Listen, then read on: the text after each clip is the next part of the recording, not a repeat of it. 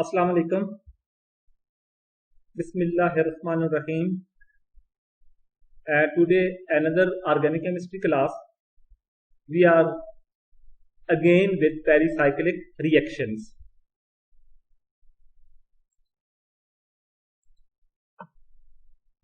Since we have studied that the bond forming or breaking process takes place in a concerted way without the formation of any intermediate through cyclic transition state in the pericyclic reactions. We know that pericyclic reactions are different from the polar or radical reactions, and such reactions involves the transition state. Therefore, these reactions are very important. There are different types of pericyclic reactions we have studied. Now, today we will discuss the mechanistic approach of sigmatotropic reactions. These reactions are unimolecular, involves the movement of sigma bond from one position to another. That is isomerization reactions. It means that the sigmatotropic reactions only involve the movement of sigma bond from one position to another position.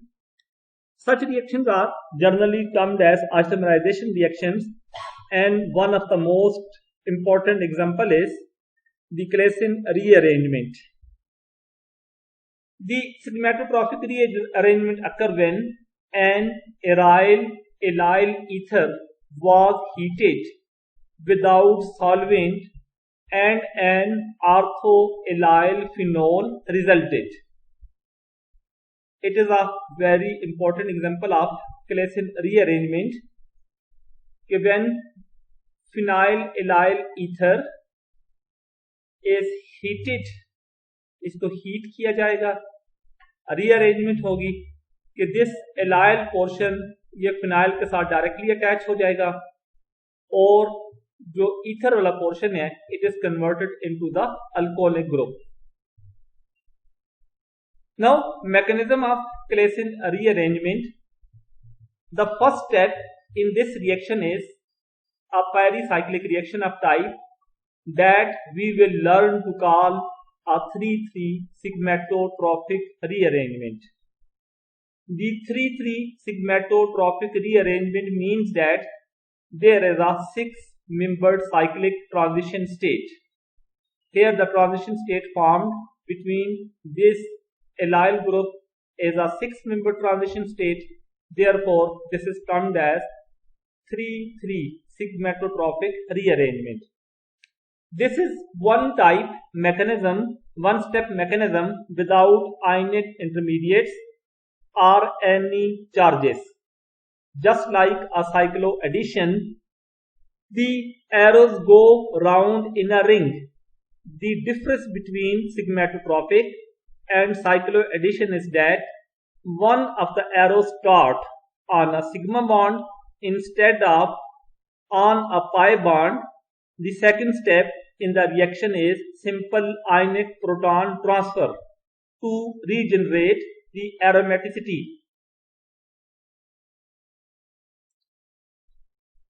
I am showing you this is one-step mechanism, and in this one-step mechanism, sigma bond moves from one atom to another, and the arrows start from the sigma bond instead of pi bond. And in the second step in the reaction, the ionic proton transfer regenerates the aromaticity, and this is the proton transfer. The ether group is converted to alcoholic group, and after formation of alcoholic group, the aromaticity of the phenyl group regenerates. And look at the mechanism carefully. In the step 1, phenyl allyl group goes in this way. If this sigma bond first of all transfers from the allyl group, and this sigma bond when transfer, the transfer of sigma bond and the movement of pi electron and the pi electron of the phenyl ring removes its aromaticity and the allyl group is bonded with the ring directly instead of ether group. So here the combination occurs between these two groups and the movement of this sigma electron occur in this way, and this sigma electron movement will show the sigmatotropic rearrangement. In the second step, the proton transfer occurs. Here the proton transfer is represented in this way. The group, allyl group, it will undergo in the transfer of proton in this way that this proton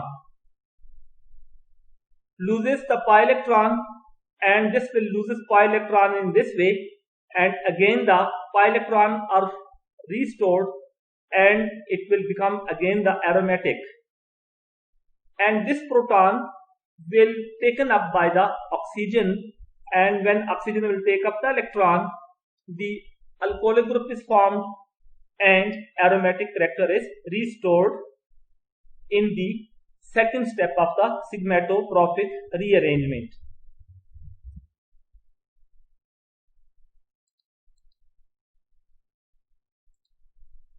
The confirmation of this mechanism: if the allyl ether is unsymmetrical, it turns inside out during Claisian rearrangement as required by the mechanism. We have a confirmation of this mechanism in very simple way. If the allyl group contain unsymmetrical groups, these unsymmetrical groups comes out inside out during the rearrangement, and when this group comes out, the again ether group is converted into the alcoholic group. Okay, understand? Now you will write its mechanism, how this process can occur. So you can write its mechanism once again by considering the simple allyl phenyl ether as discussed before. Similarly, now look at 2,3 sigmatotropic rearrangement. Here 2,3 mean that there will be 5-membered ring is formed. In 3,3 sigmatotropic rearrangement, you have seen that a 6-member transition state is formed. Here 5-member transition state is formed. So we have 5-membered cyclic transition state. You can draw 3 arrows going around a 5-membered ring without stopping or starting on an atom. One way to do this is to use carbanion ion.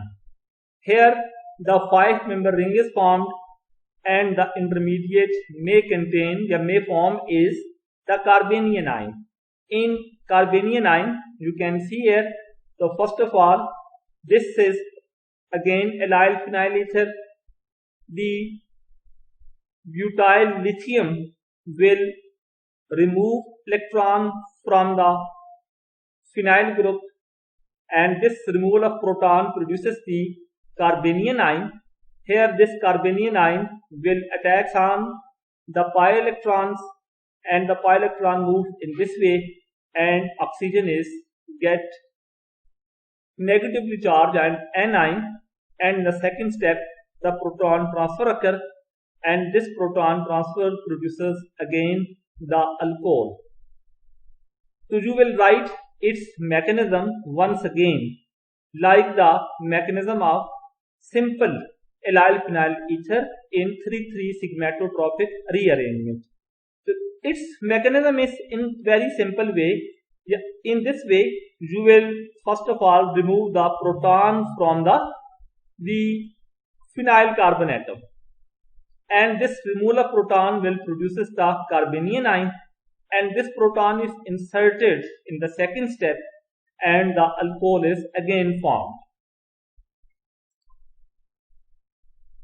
Now look at another 1,5 rearrangement or 1,5 sigmatotrophic shift. In this case, the transition state is 6-membered ring, 1,5. You can sum these two numbers and find out the transition state. The rearrangement, new sigma bond produces and the old sigma bond will be removed. Note that we must go the long way around 5-membered ring because that is the way, the mechanism. One hydrogen atom has moved in 1,5 manner and these are called 1,5 sigmatotrophic shifts. You look at the example carefully. Here this hydrogen atom from the carbon number 1, or you can say that the alkyl substituted carbon of the cyclopentadiene is shifted carbon number 1 into the carbon number 5, and this shift is occur in this way that the proton is moved during 1,5 sigmatotrophic shift. The movement of proton can be visualized in this way. The pi electron first moves from carbon number 3 to carbon number 1 and carbon number 5 to carbon number 4, and this movement will produces the sp3 hybridized carbon number 5. This carbon number 1 is at the start sp3 hybridized, while all other carbons are sp2 hybridized when proton is shifted, and this shifting of proton changes the hybridization of carbon number 5 into sp2 from sp3.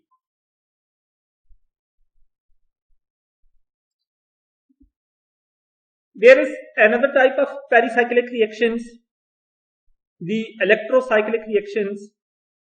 These reactions are characterized by ring opening or closing with sigma bond forming at one end. Electrocyclic reactions involve ring opening or ring closing. Ring closing is more common, and this ring closing is more common when the ring contains 5 or more carbon atoms because of lesser angle strain. Since this formation of sigma bond at the expenses of pi bond, but ring strain can lead to opening. The ring strain is opened in the small ring system like carbon 4 or carbon 3 rings. The ring strain is minimum in the larger size rings like carbon 5 and carbon 6 rings. One of the simplest electrocyclic reaction occurs when hexatriene is heated at 500 degrees centigrade. In this reaction, the 1,3,5 hexatriene is heated. The one of the pi electron is converted to sigma bond, and here the ring closing occurs, and the remaining 2 pi electron shifts their position. Therefore, this reaction involves the ring closing and will produces the more stable ring. Rules for electrocyclic reactions. All electrocyclic reactions are allowed. Electrocyclic reactions are thermodynamically favorable and therefore they are known as allowed reaction. The reason behind is that you must consider that the ring is larger, therefore these are allowed. Thermal electrocyclic reaction involving 4n plus 2 pi electrons are disrotatory. The thermal electrocyclic reactions that involve 4n plus 2 electrons are disrotatory. Disrotatory reactions are the reaction in which the group rotate clockwise and the other group rotate anti-clockwise. Such reactions are termed as disrotatory. And the thermal electrocyclic reaction involving 4n pi electrons are controrotatory. The controrotatory reactions involves the pi electron, 4n pi electron, and these reactions, the groups rotate in the same way, both in clockwise or both in the anti-clockwise. The conrotatory and disrotatory reactions differentiate in this way that the groups rotating in clockwise or anti-clockwise, if both groups rotate clockwise or anti-clockwise, then these reactions are conrotatory, and both, if one of the group rotate clockwise and other of the anti-clockwise, then this reaction is termed as the disrotatory reaction. Now look at this example in which the ring closing is more, ring opening is more favorable. The cyclobutene is converted to 1,3-butadiene. The reaction goes with the sigma bond that is formed is stronger than pi bond that is lost. The opposite true for electrocyclic reaction shown in the margin. Ring strain in the 4-membered ring means that the reverse ring opening reaction is preferred to ring closure. Here the ring opening is thermodynamically more stable. This sigma bond is here converted into pi bond and the butadiene is formed. Cyclobutene goes to the ring opening, and this is because the smaller ring have the much angle strain, therefore they will prefer the ring opening during the electrocyclic reactions. Rules for electrocyclic reactions. Draw the mechanism for the reaction. First of all, we will write mechanism here, hexatriene. Hexatriene is converted into cyclohexadiene. We will write first of all mechanism. Choose the components. All the bond taking part in the mechanism must be included and no other atom. We will write all the bonds which are included in the mechanism. Here you can see that all the 6 carbon atoms are involved in the reaction. Therefore, all the electrons or bonds involved in the reactions are represented.